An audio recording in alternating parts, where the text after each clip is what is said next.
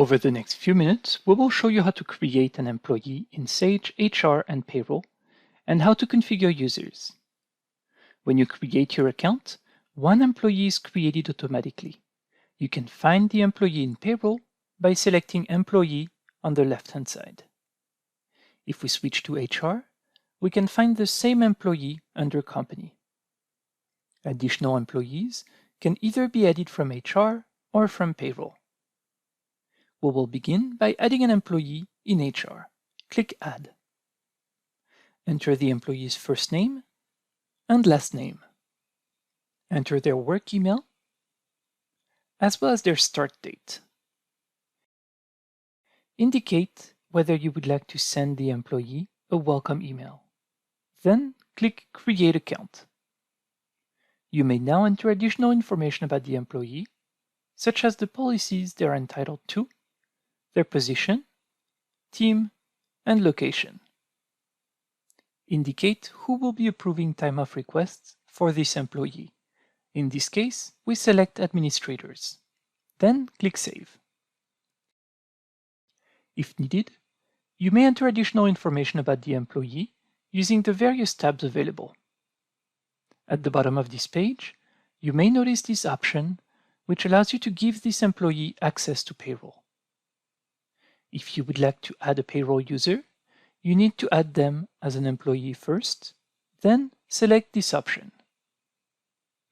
At the top of the employee settings, you may notice this message, which indicates that additional payroll information is needed to pay this employee. Let's click Add Payroll Information. In Payroll, some of the employee details are automatically populated with the information entered in HR. We can now enter additional information about the employee.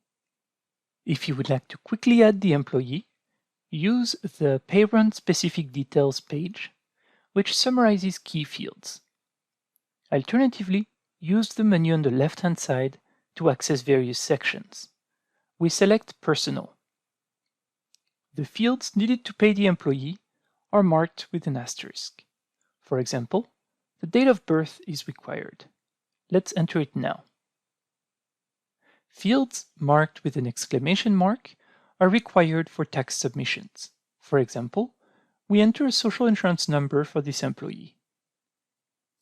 Additional information is available on this page, such as the employee's contact information and emergency contact detail. Now let's select the Employment tab. The start date entered in HR displays automatically.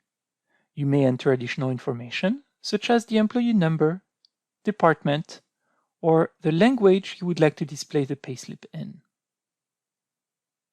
Select the employee's province of employment. This is an important field as the province selected here determines which taxes and tax rates will be used. You may enter an employment code. Enter the employee's vacation rate and indicate whether the vacation should be paid out on every paycheck or if it should be accrued. Let's select the Address tab to enter the employee's address. On the Payment tab, you may enter information on how the employee will be paid. Select a pay frequency, here biweekly, as well as a pay group.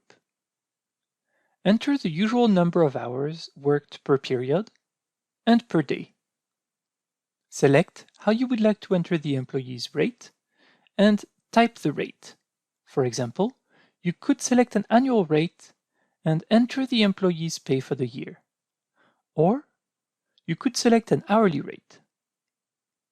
The rate per hour and per pay period is displayed. Indicate how the employee will be paid, in our case, by check. The Tax Details tab allows you to indicate if the employee is exempt from certain tax deductions, if they would like to have an additional amount of tax withdrawn, or if they use a personal tax credit amount that is different from the basic personal amount. Additional options may be available depending on the employee's province of employment. For this employee, we enter a WCB rate. Messages at the bottom of the screen indicate whether the employee is ready for pay runs, and for tax submissions.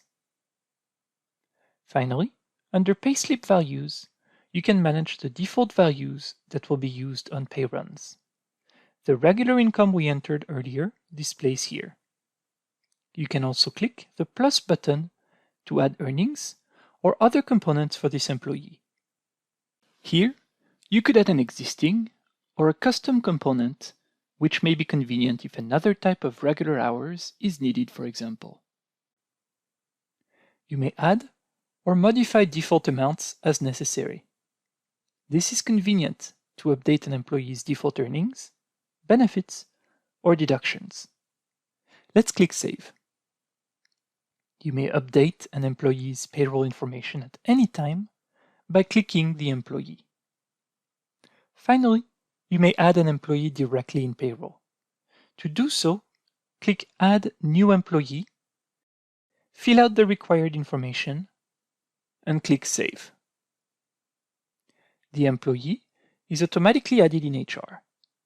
Simply click Go to HR Employee List to display the employee in HR. Congratulations! You now know how to create an employee in Sage HR and Payroll.